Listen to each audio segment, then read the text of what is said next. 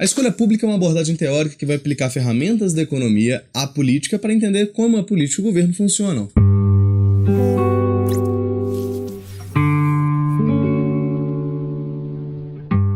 A gente pode pensar que a economia é sobre dinheiro, sobre mercado, sobre lucro, etc. Mas na verdade a economia é sobre decisões. As pessoas decidem e a economia vai estudar como que as pessoas decidem. Então a decisão, por exemplo, de escalar uma montanha para apreciar uma vista é uma decisão econômica como qualquer outra. As pessoas, ao tomarem esse tipo de decisão, elas estão fazendo uma análise de custo e benefício. Então elas vão analisar, por exemplo, os custos marginais de se escalar a montanha, o tempo gasto para escalar essa montanha, os custos de oportunidade de escalar a montanha, ou seja, aquilo que a pessoa que está escalando a montanha teve de abrir mão para estar lá escalando uma montanha, e os benefícios marginais, por exemplo, a vista que ela vai ver depois que ela terminar de escalar a montanha. As pessoas fazem análises marginais, então elas decidem. Mas quando a gente pensa em escolhas coletivas feitas, por exemplo, no governo, não é bem assim que a banda toca. As decisões tomadas pelo governo, elas têm um pequeno viés, que além de elas serem tomadas por coletivos de pessoas, os coletivos de pessoas que tomam decisões não necessariamente enfrentam os custos das decisões, nem os benefícios de suas decisões, algo que seria fundamental para uma escolha certeira. Além de tudo, o governo ele é capaz de exercer coerção sobre as pessoas que não concordam com a decisão tomada. Em uma democracia, por exemplo, se a maioria consegue exercer o poder de voto e fazer uma escolha que é pública, a minoria que não concordou com essa decisão vai acatar a decisão por uso da coerção exercida pelo governo. Então a escolha pública vai utilizar das ferramentas econômicas e aplicá-los às ciências políticas para poder identificar os problemas, as deficiências, limitações das escolhas que são coletivas e tentar oferecer algumas soluções ou breves correções a essas limitações. Em reconhecimento a essa relevante função, o economista norte-americano James Buchanan recebeu em 1986 o Prêmio Nobel de Ciências Econômicas pelo seu trabalho que explica a natureza da exploração nos sistemas eleitorais, o interesse próprio de políticos e burocratas, o poder de grupos de interesse e a função potencial que as restrições constitucionais poderiam ter em limitar os efeitos malignos sobre as decisões públicas.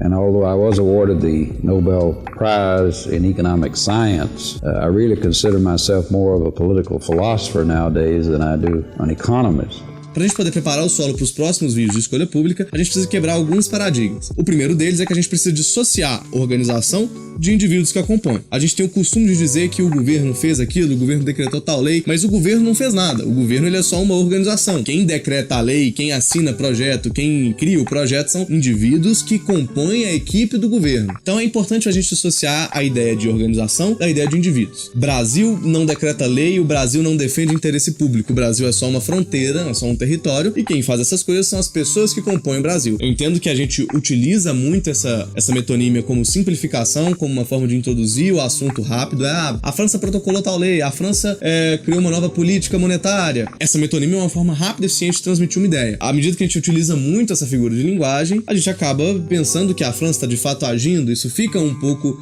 colado na cabeça e isso prejudica a análise da escolha pública. Se a organização ela é composta por indivíduos, o interesse público na verdade é só um grande coletivo de interesses individuais completamente díspares. Você pode ter uma concepção, por exemplo, de que o interesse público pode ser um interesse que as pessoas têm em comum, mas ninguém tem os mesmos interesses que ninguém, porque aquilo que dá mais satisfação para indivíduos diferentes são coisas diferentes, e cada um desses indivíduos está procurando formas de saciar essas satisfações. Então você pode pensar que, por exemplo, rapaz, pode ser interesse público dar uma educação de qualidade para todos. Então você pode imaginar que todas as pessoas no Brasil querem que as outras pessoas tenham uma educação de qualidade, elas querem educação de qualidade para os filhos delas, mas isso não faz o desejo de oferecer educação de qualidade para todos um interesse público, porque a definição de educação e a definição de qualidade dessas pessoas é diferente. Uma pessoa religiosa pode desejar uma educação de qualidade para todos, mas a educação de qualidade para ela seria um ensino religioso nas escolas, seriam os costumes, por exemplo, religiosos que ele segue. Uma pessoa mais, por exemplo, um ateu, ele diria que uma educação de qualidade seria uma educação mais laica, seria uma educação com liberdade de expressão religiosa, etc. Então, por mais que uma concepção, por mais que uma ideia possa aparentar comum a todas as pessoas, ela nunca vai ser. As pessoas elas têm definições diferentes acerca dessas ideias, ao passo de que o interesse público efetivamente não existe. O que você tem são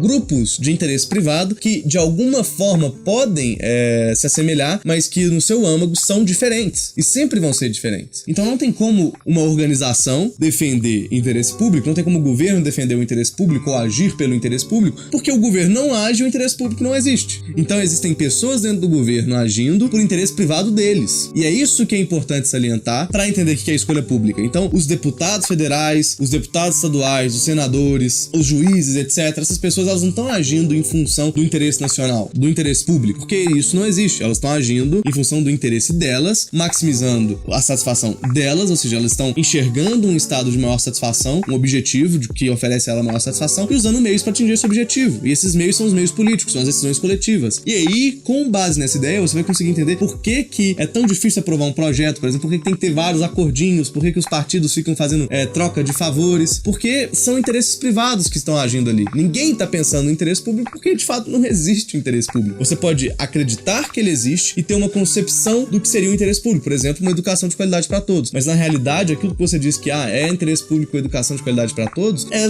apenas o seu interesse pessoal, é a sua concepção de uma educação de qualidade que você tá querendo aplicar a todas as pessoas. Nós vivemos em um mundo com pluralismo de valores, e no que diz respeito às decisões econômicas tomadas pelo governo, as pessoas valorizam diferentes mercadorias, diferentes serviços e tudo de forma distinta. Inevitavelmente, os interesses distintos de pessoas diferentes irão se confrontar, e o acordo sobre o que constitui o interesse público torna-se impossível. Ao passo que então só é possível impor o seu interesse privado, mascarando-o como um interesse público. Então você precisaria jogar goela abaixo das pessoas aquilo que você considera como, por exemplo, uma educação de qualidade, e independente da opinião delas, elas teriam que acatar. E é assim que a decisão política mais ou menos funciona. Outro fator que influencia o resultado da decisão coletiva é o sistema na qual a decisão está inserida. Diferentes sistemas de tomada de decisão coletiva vão oferecer resultados que são diferentes. Basta imaginar, por exemplo, que foi colocado a voto uma ideia de um projeto de construir uma nova estrada, hipoteticamente falando. Um sistema de maioria simples só precisa que 50% mais um aprovem o projeto. Um sistema de uma maioria de 2/3, por exemplo, ele vai precisar de mais do que isso. Então, provavelmente, o projeto que vai ser aprovado no segundo caso vai ser diferente do projeto aprovado no primeiro caso, porque vai precisar de haver mais barganha no segundo caso. As pessoas vão ter que ceder mais exigências, atender demandas do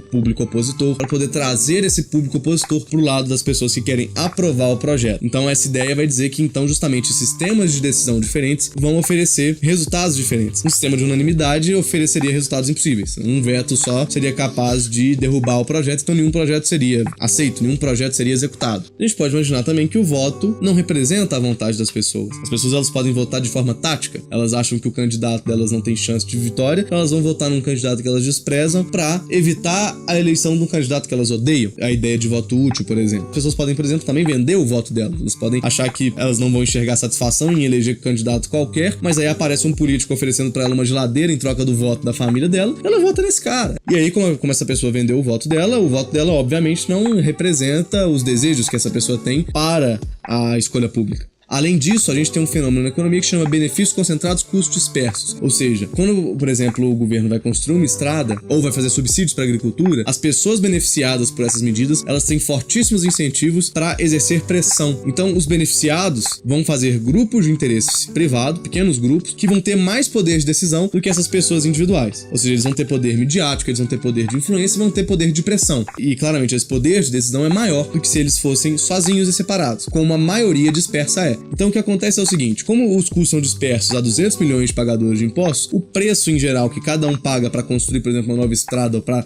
entregar para o agricultor subsídios, ele é pífio. As pessoas não vão reclamar desse valor, desse aumento nos impostos, nada desse gênero. É tipo 1 centavo para cada um. Em contrapartida, de 1 centavo em 1 centavo você consegue juntar uma quantidade ostensiva de dinheiro que é de grande interesse, então, do beneficiado desse recebimento, utilizar todas as suas forças e recursos para conseguir esse subsídio ou essa estrada. Então ele vai juntar com outras pessoas que também querem esse benefício e fazer um pequeno grupo de interesse privado que vai tentar manipular a política para o benefício dele. Bom, com isso você já tem uma introdução à ideia de escolha pública, do que a escolha pública está querendo tratar, quais são os paradigmas que a escolha pública quer quebrar e quais os pensamentos ela quer, entre aspas, consertar.